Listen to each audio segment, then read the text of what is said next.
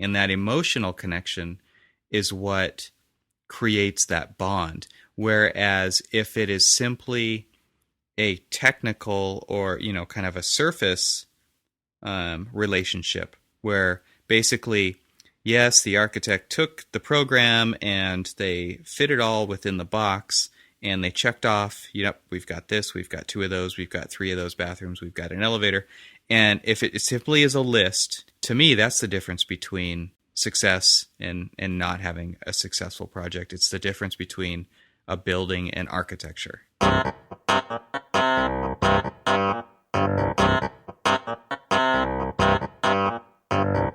What's architecture really about?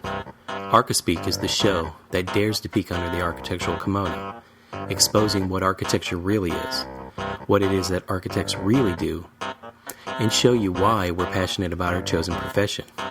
I'm Cormac Phelan. Join Evan Troxel, Neil Pan, and me as we have a casual conversation about all things architecture, which includes all the stuff people don't talk about. Think you already know what architecture is really about? Tune in and find out.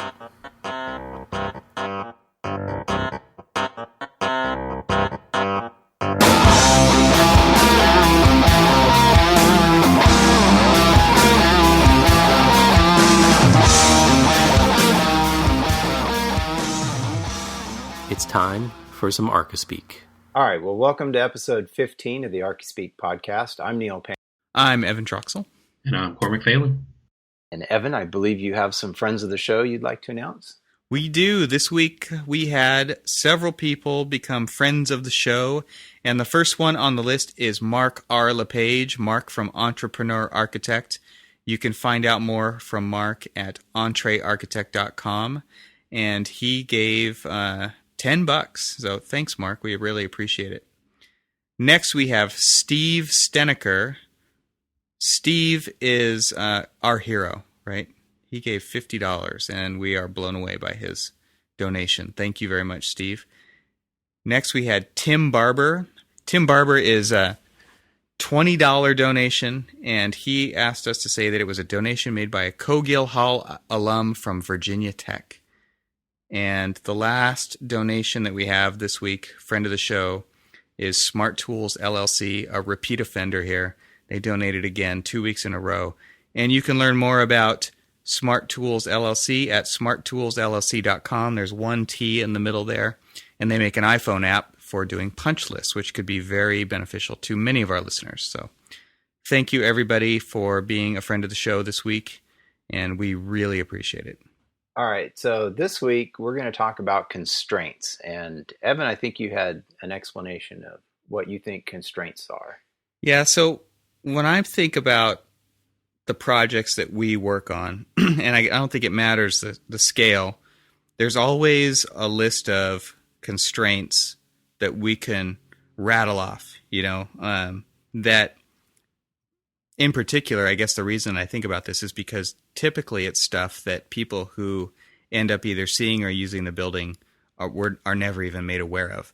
And I'm wondering, I guess the ultimate goal of talking about this is there a way for architects to tell stories about these particular constraints? Because I think it makes the project more interesting and it makes it more real to the people who see it and use it when they understand the things that we had to deal with, whether they're financial constraints, whether they're physical or geographical, whether they're programmatic constraints. There's all kinds of constraints that we deal with. There's stylistic constraints, whatever.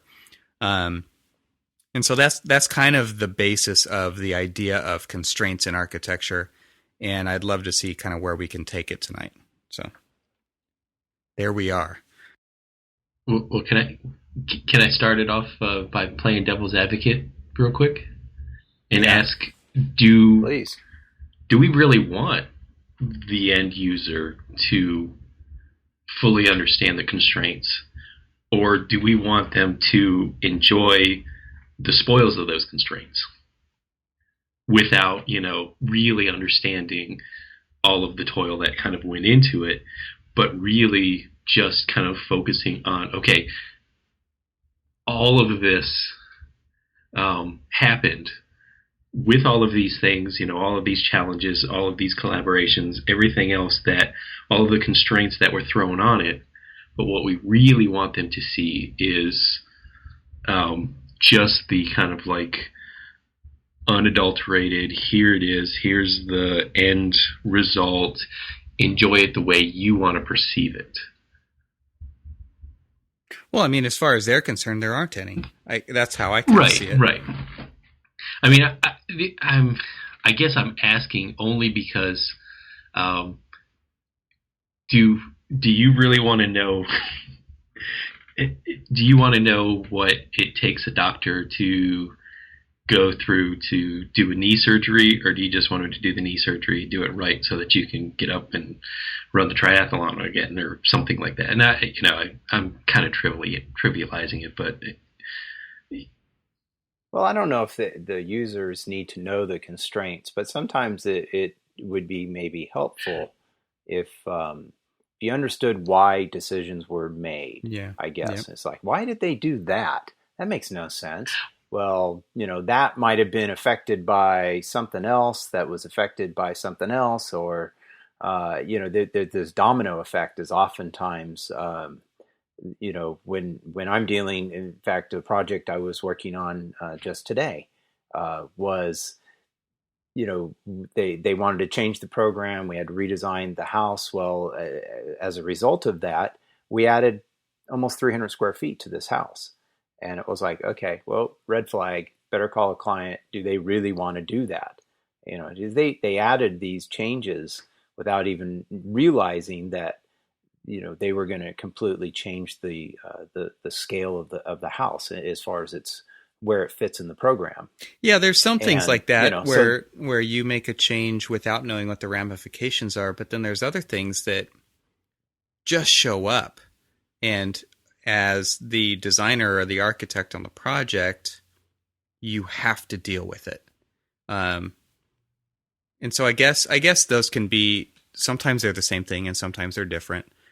I mean, for instance, I guess one of the I think that constraints like that can make the story of the project more interesting, which also translates to people understanding architecture more if they know the story. Because if they know the reasons why you did something, like you're saying, Neil, then I think that maybe there's a little bit more understanding of what we do, which I think is better for the profession. Yeah, no, I know where you're going with the topic and the question, and I wanted to play devil's advocate, just wondering whether or not it enhances kind of like the experience by knowing all of those constraints. And actually, the way that you just explained it, gives me a better perspective on what it was you're really going for. And you're right. I mean, there's the dynamic of and you can look at it maybe from a client's perspective that's been really active in a project, and like say, Neil, the project where you're having to add 300 or potentially adding 300 more square feet to this project, and all of the different little things that have happened, and so when the client sits back when everything's done and they go, wow, I can't believe that we're finally here. We've done this, we've done that, we changed this, we changed that, and they can sit there and they can look at where they started and then where they finished and kind of just see the interesting little, path that, rises and falls and twists and turns and everything else.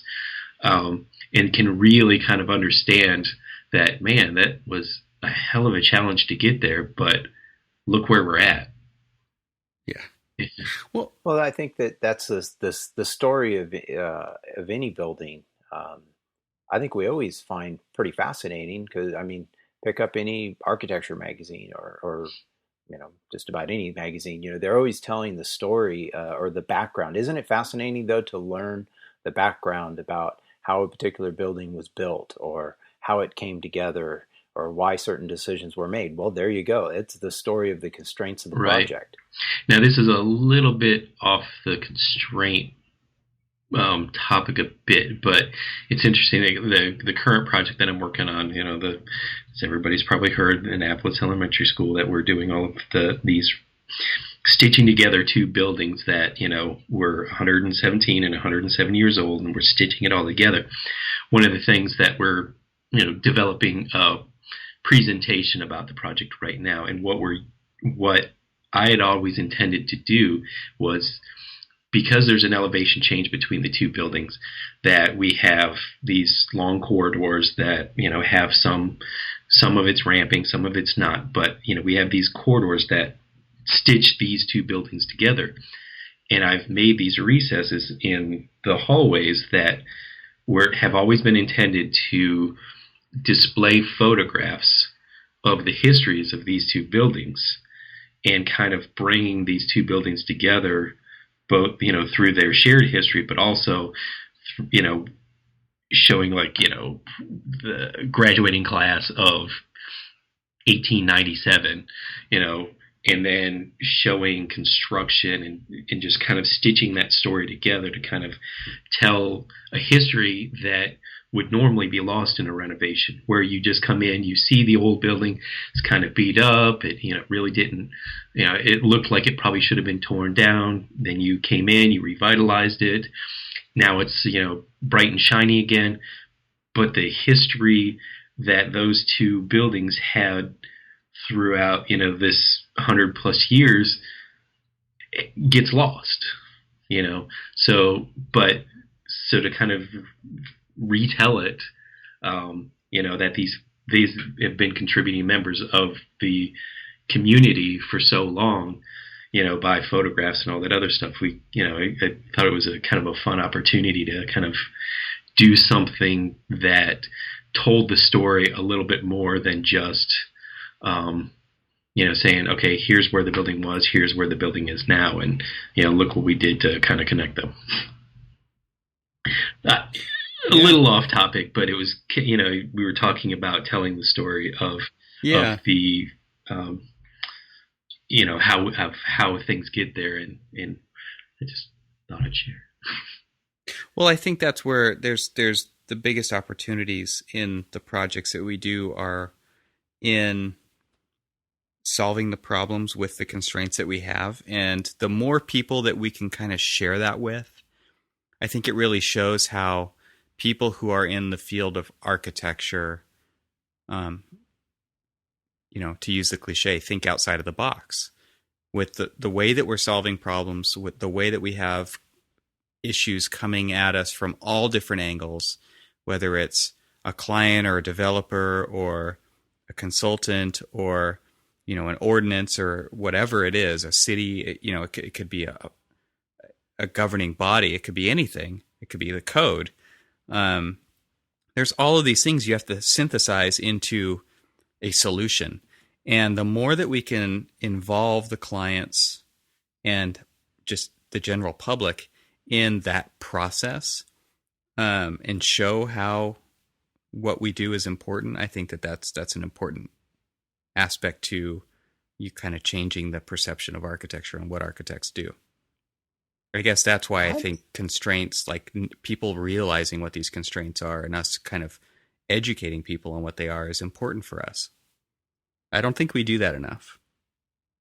You get, at the end, you have a product. It's seen as a product, right? That the builder delivers to the owner. And at that point, you're almost in the background. I mean, I was at a ceremony the other night with one other person from my firm, and we were mentioned as the passing breeze, but everybody who sat on the board of directors for that body of, for that place, I mean, they were the heroes of the night. And so that's what I mean. Like, I feel like, and I felt like that was a really successful project. I feel like we really did enamor people with the story, and that's why we were so successful with the solution we came up with, and that they did approve it. Like, hats off to them. They are the ones who said, yes, this is the thing we want to do. And we were kind of masters at crafting that story to enable them to do that. Right. But at the end of the day, we were a very small speck in the presentation of the success of that project. And I'm trying to figure out ways for us, to be a bit more relevant. And that tends to happen a lot. I remember one time we had such a huge undertaking to get a public pool designed and constructed in, a more disadvantaged neighborhood. And the site was a challenge, the neighborhood, constant vandalism during both, the design and measuring process all the way through to construction.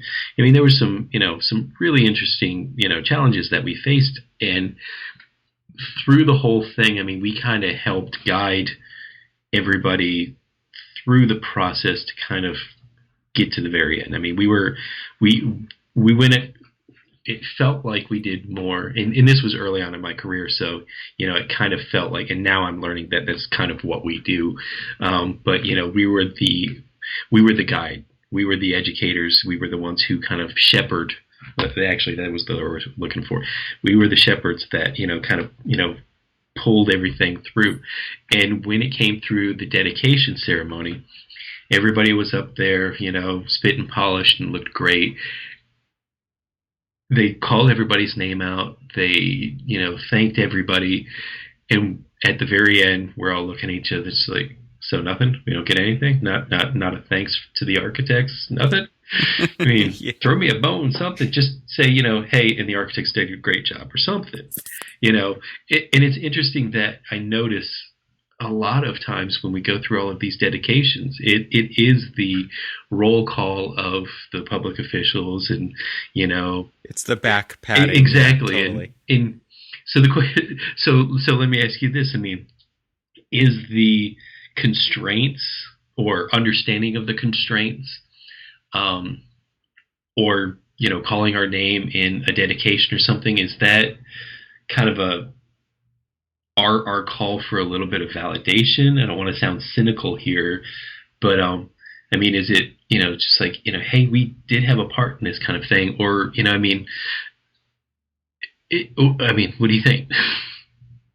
Well, if that doesn't happen, I think you feel pretty marginalized. Right? And you know what? That's it. You're right. I mean, we do. I mean, a lot of times you just say thanks, man, kind of thing, and you are, and when you're left out, you do kind of feel slighted and marginalized. You're just like, wow, I mean, honestly, it's like, go back to this current project. I mean, right now I'm in year 4 of this project, and I've got another year and a half to go before it's occupied.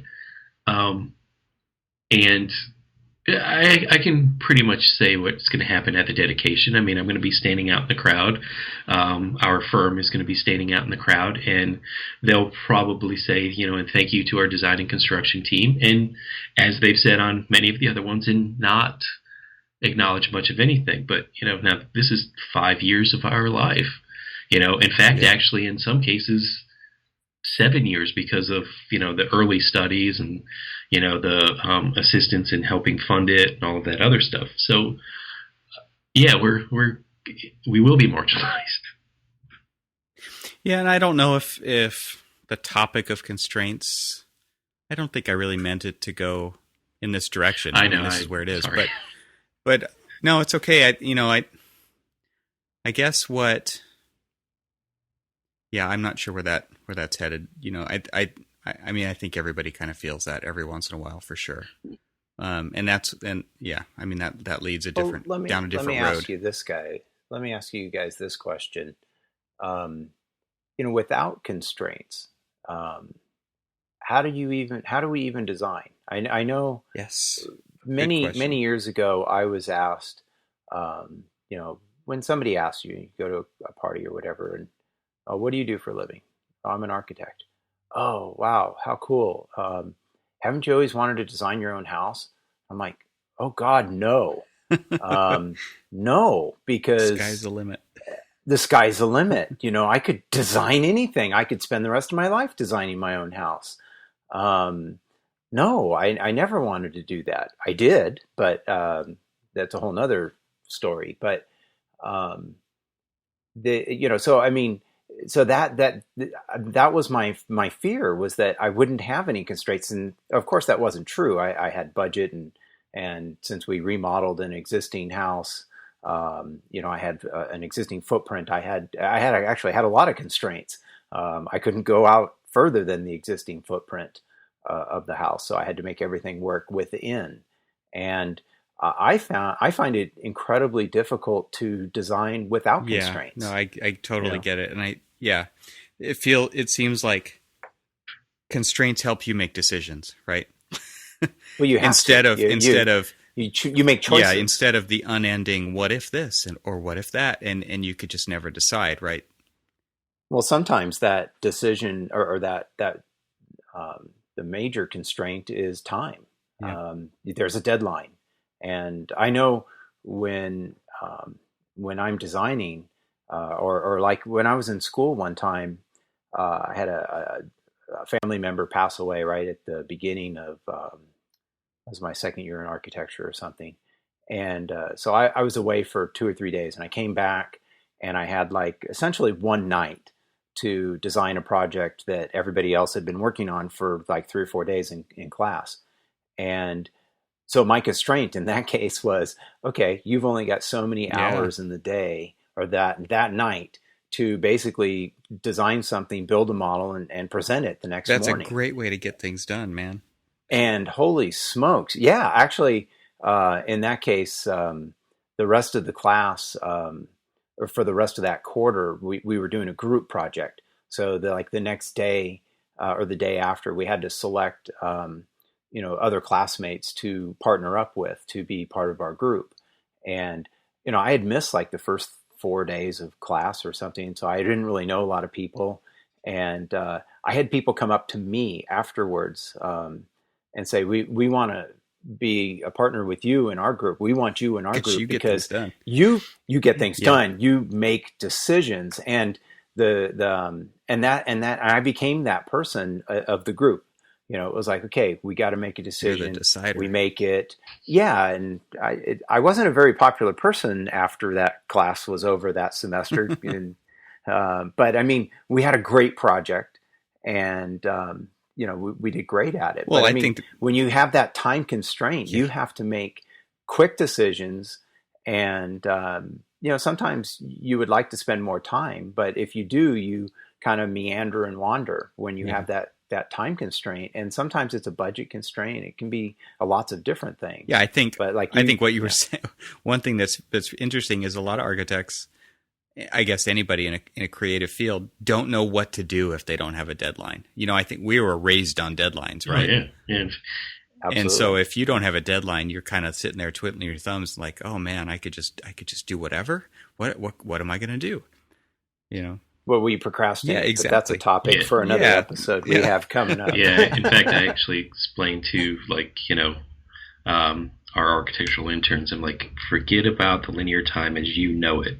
Your life is now going to be demanded and dictated by deadlines. Milestones and deadlines. That's how you will live your life for the rest of your being. Probably scares the crap out of them, but it's fun to say. What do you mean? Well, another kind of constraint like that we had on one of our projects, we had a fault line running through our site. And so that caused us to make decisions programmatically and structurally that if you were to visit the building, you would be like, why the heck did they do this? Why is the library floating over nothing? And why is there a column holding it up that's canted at 22 degrees or whatever it was at? And that's because of this. And this is kind of a weird thing to talk about because it's like, you've got a fault line and the building is safe if you are exactly 20 feet away from that fault line. Give me a break, right? But that's what the rules are, or whatever the distance is, right? And so it's like, that's where our footing had to be. This is where the space had to be up above that. And so we had to kick this column out to hold it up. But I think visiting that, you would never know that there's a fault line there, right? It's an invisible. on the site. You would never know that it's there. But it runs through on this diagonal angle, and it goes right under the library on this building. And so it's like what we did, somebody could come in, another architect, just somebody who's visiting, whatever, and just be like, man, they spent way too much money with structural gymnastics doing this. Why didn't they do the more efficient thing? Blah, blah, blah, blah. And again, this is just kind of getting back to the whole thing of the people who actually visit the site probably don't know what the constraints are that you had to deal with. And so in this case, it could be construed as not the right thing to do, the decisions that were made. And I think that, the more projects that we do, I think we start to learn to create experiences out of those decisions so that they become interesting, and so that it brings up the opportunity to tell the story. And I guess I think that's a really important and interesting piece of the architecture. Well, what's a good way to tell that story, Evan? I mean, do we need to create a little photo, like a plaque? Coffee table? There's a book? kiosk. Well, yeah, it's a web page for the building, or a coffee table book that we self-publish or something that kind of tells that story, for historical purposes. Or well, I think that goes back to Cormac's idea of creating way you kind of embed it in the building. But I think the really good stories are ones that spread word of mouth. And so if you can get the user group that you're kind of dealing with as you're going through the process to really get into it, genuinely, if you can get them excited about the story that you're creating or that you are embedding into the design, they will just naturally tell other people, because they're going to, hey, come check out this new thing that we did. And when they're walking through it, they're going to be excited to tell other people about that. And then they're going to tell other people about it. And the story will live on. It doesn't have to happen at a grand scale. It just has to happen for the people who care about it. I mean, and I think it kind of organically spreads naturally. Naturally. Yeah, it's Archispeak. What Evan's initial idea about constraints, that's a story that's really hard to tell. I mean, and in fact, a lot of times, as we're talking here, it goes unnoticed. It's really difficult to, if you're not involved with the project throughout the entire process, I mean, you're really never going to know it. And it's hard to capture that in the building, in the final design and things like that. I mean, the final design is a result of all of those constraints, but, it's really hard to kind of tell that story and kind of present the story to the layman that doesn't know. I mean, when you were giving your example, Evan, I was thinking to myself that some of the worst offenders to not knowing or not appreciating the constraints that are on buildings are architects. Think about how many times you walk into a building and you spend time, you judge it. You spend time looking at all of the trim, the finishes. You look at, why did this line, kind of just stop here? Shouldn't have kept going here, and we know we are actively involved in all of these different, types of decisions and demands on a project, yet we're the ones who are probably more critical about end results as it, and almost completely negate the fact that there were all of these constraints. Yeah. I mean, a lot of times, I mean, this working in the public arena, in public works, it's financial. The constraint is financial. Oh, yeah. You start off with grand ideas and they slowly get compromised because of finances. And architecture is expensive. I mean, there's a lot of, I totally get what you're saying. And we do it all the time. Well, I mean, right? Everybody does it. We're looking at, we like everybody like to see the finished product. We like to see the pretty pictures in the book. We like to, go and experience a place kind of almost like we were going to Disney World, and we want to see it for the first time and kind of experience the fantasy of the place. And then when we get there, we, being the architectural professionals with, the typical cynicism that we kind of bring to, the table of things, we look at it and you're just like, why is this jutting out in that direction, or why is that column at 22 degrees? And why is that, media center or library or whatever floating over an empty space? And, it's just like, we sit there and we kind of like, dig into things and try to grab a hold of it. But in a way, though, let's turn that around, though. We actually are trying to pull out the constraints off of, here's our final view of what it is. We get overly critical about, certain things, or we kind of latch on to, certain ideas and stuff. But then we start to pull out, well, maybe they, had this, happen, or maybe they found that, we were renovating a building and it didn't have footings. And so they had to do this, this, and this.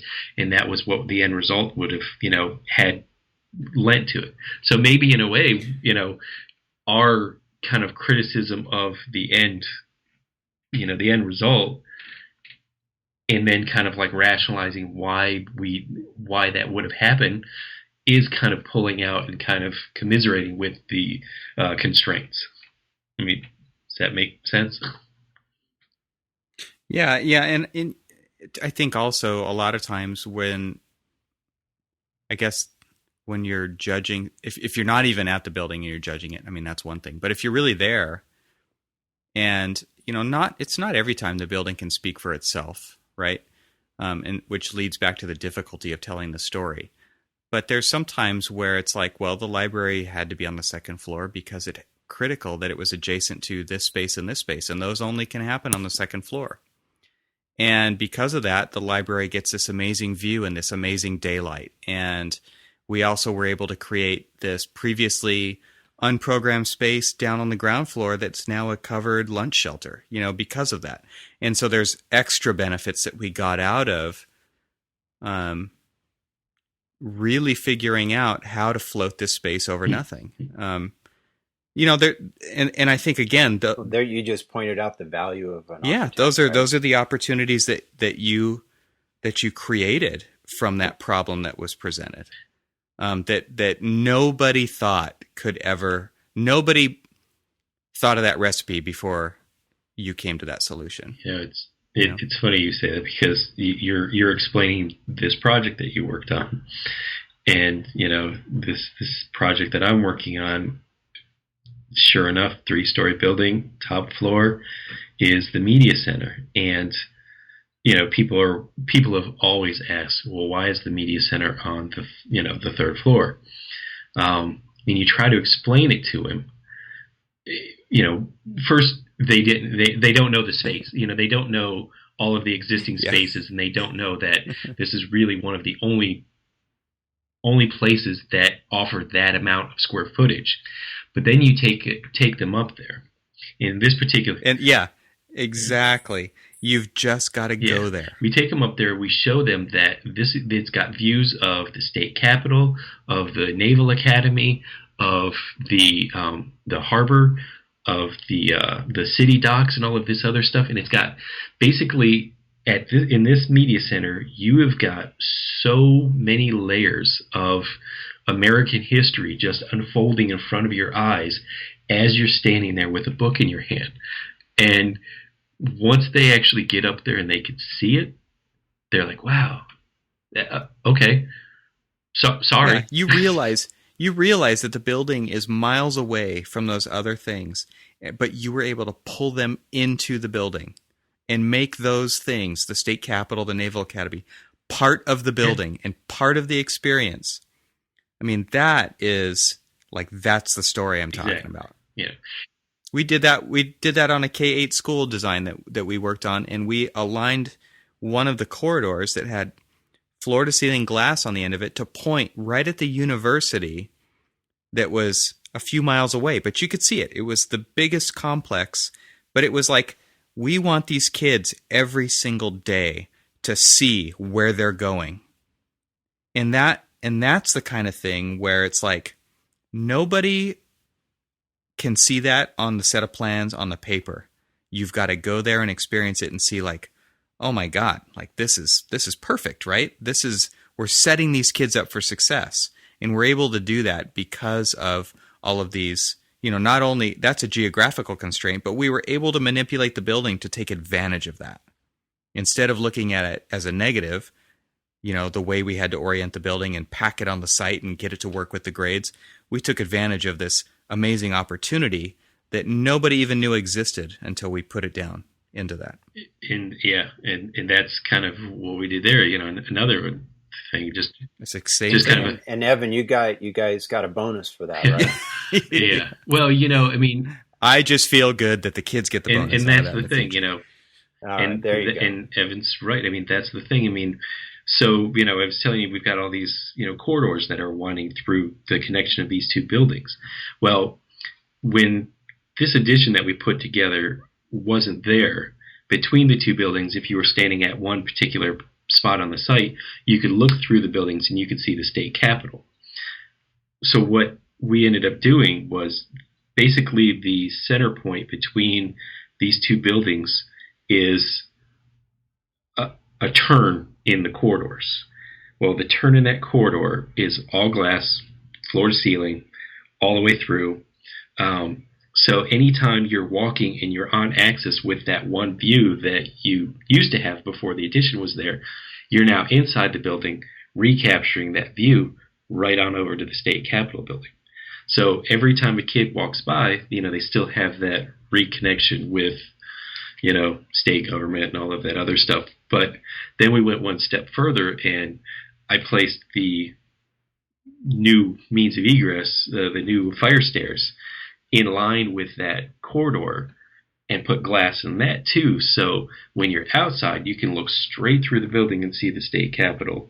And so you kind of reconnect, with all of these different things that the site used to offer, but you never really knew it. And now we're framing it out. And ultimately, at the end of the day, when, teachers are walking through, they're like, oh, look, state capitol. Kids are going to kind of keep it in the back of their mind. And well, it becomes a teaching opportunity. Exactly. Awesome. And I guess that's one of the whole ideas behind constraints. And I think a lot of times I don't know if we do, but people look at constraints as being a negative. But like Neil said, how do you design without them? Oh, yeah. Well, but number two, the biggest thing is like, this is the stuff that makes it architecture, right? This is the stuff that gets me the most excited about architecture, is being able to take all of these things and manipulate them to become a positive impact on the project. And if we can take our clients through that and make them a part of that process, then I think they really do start to see the value of going through that with us. It's not even the value of an architect. It's just going through that process, being a part of it, and being exposed to something that they never would have normally been exposed to. Well, and then that's a great thing. Well, think about the project that you were talking about and the constraints that you had, and the excitement that you had presenting that to the client and explaining to them, okay, yeah, we got this big, huge problem, but here, check this out. This is how we solved it. And this is what you kind of get out of it. And you're just rolling along and you're saying, and we did this, and we did this, and we did this. And you're just so filled with excitement. That right there, it's contagious. Is just as fun, for you as it is for when the end result is that, you get this really cool space, and, it's an opportunity for extended learning and all of this other stuff. You've got all of that at the very end, but then it's, your fun of being able to teach other people how all of these constraints led to this, extraordinary opportunity that can be, continue to be used for, time to come. So yeah, and then your project manager steps in and says, yeah, looks good. Start over. Are you speaking from experience there? Oh, Neil. No, it's referencing good Twitter comments from the last week or two. Well, but And that's when you try to become contagious with your excitement and get the project manager on board. I mean, opportunities don't have to be the negative, cost overrun, things like that. You take them and you kind of make them as best as you can, right? And that's what we do. Yeah. I mean, that's the design process, right? It is. I mean, that we go through. I mean, a program in and of itself is a list of constraints. Yep. And then it's our job to find the opportunities within those. And that's the value of architecture. And it's amazing how every single person who were to tackle that problem would come up with a slightly or majorly different solution. Yeah. I think that's such an amazing thing. Well, that's why it's good to have on a team or a project team, to get everybody involved. Or in some cases, I know one firm I worked at, we at one point, stopped work on, I don't know, Thursday or something at noon and pulled everybody in. We gave everyone kind of an overview of this fairly large project that we were doing and kind of the general scope and some information about it, and said, okay, now everybody break into, 2 or 3 teams and do a little design charrette for the afternoon. And at 4:00, we're going to have some wine and some goodies, and everybody pin up your thoughts and ideas of where we could go with this. And, I thought that was a great way to involve everyone in the office, to get some ideas and, do a little brainstorm on, how do we solve this puzzle of constraints that we have to come up with a project for our client. Oh, yeah, sounds fun. Now take that and then go to the next layer because so now you've done all of this stuff and you've kind of everybody's kind of brainstorming and gotten their minds wrapped around the problems and the opportunities and the objectives of the project and stuff, and then you pull in engineers and surveyors and things like that, and they're like, well, you got to do this and this, and say it's an existing building that you're renovating, you're like, well, your floor to floor height's only 10 feet, and you've got to get all this duct work and plumbing and everything else, and then you start, now you're adding even more complexity and layers on top of that, and you're, now you've got to figure out, okay, and by the way, the building doesn't have an existing foundation, so now you've got to, you're throwing all of this stuff in, you've got to, do underpinning and stuff, and then you start throwing all these layers in and stuff, and in the, complexity of it becomes even more, and so it's more opportunity to be able to kind of like wrangle in all of these constraints and say, okay, well, here's my preconceived notion of what I really wanted to do. Now here's the reality of things. How do I marry those two up? And what new solution can I come up with? And I've always enjoyed, being able to kind of like do that, be able to kind of like wrangle all of that stuff together and just say, okay, here's what we've got. And, Evan, you were saying this is like, well, people come in and they're like, well, they don't really fully understand why you did what you did, and why this column is doing that and stuff. And they don't see those constraints, but it's, I guess in a way, I mean, how do we, I guess when we come full circle, how do we actually tell that story? I mean, how do we, there are, so many different things about this. How do, and I don't necessarily think it is the coffee table book. It's the, how do we like really tell this story? Well, it is important for us to tell the story, but I also think it's really important for us to involve the owner of the building or the group, whoever's involved, to become the ambassadors of that story. And so it's our job to tell it during the process, but it's really for them to take it over afterward and make it part of their operation. And that I think is the recipe of the successful buildings, is being able to excuse me, being able to involve the client enough where, we always, whether it's a love-hate relationship or whatever, we always love our buildings and put so much into them that, we're an easy ambassador for that.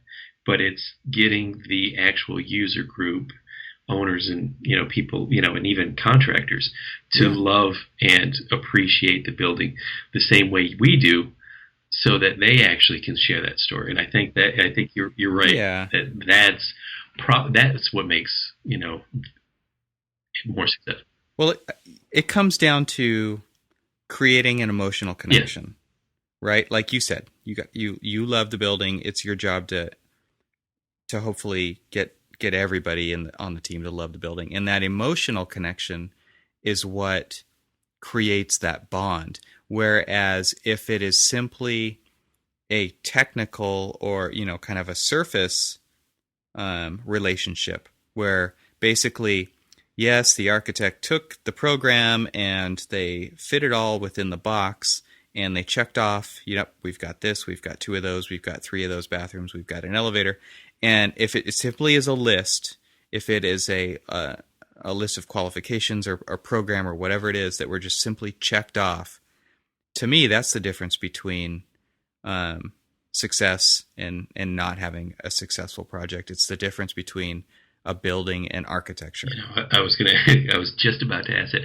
Can you tell the difference between the formulaic check off, all of the different, we got this. Can you tell the difference between that approach and the one that's like truly loved? And, yes, you already answered it. So I was going to ask the question if you can tell the difference, and you can. You really can. I mean, anybody in our profession can tell the difference between, a building and architecture, because they're 2 completely different things. Yep, I agree, and I think it's our job to educate the general public about that. What makes it architecture? Yeah, and what makes it just a building. It's good stuff. You guys want to wrap it up? Sure. Well, on that note, if you have any questions or comments, please visit our website at archispeakpodcast.com or on our individual Twitter accounts, which are listed on the website. You can also follow Archispeak on Twitter. And please remember to post links to interesting topics or articles that you see on our Facebook page. And don't forget, you can also call and leave us a message at our phone number, which is 415-484-8496. And if you can, leave us a review on iTunes as well. Yeah, and something new that we're starting this week is if you would like to get the notes from the show delivered to your inbox when the show goes live, we would love to send you that stuff. So go to archispeakpodcast.com, and on the right-hand side of the page, you can enter to subscribe to the show notes, and we'll just send those to you so that you don't have to go to the site and look for them. That would be cool. Well, that wraps episode 15. Thanks for listening, guys. We'll see you next time. All right, see ya. Thank you, guys. First thing in the morning, I'll draw to you. Then with that warning, lower me back to wander. Promise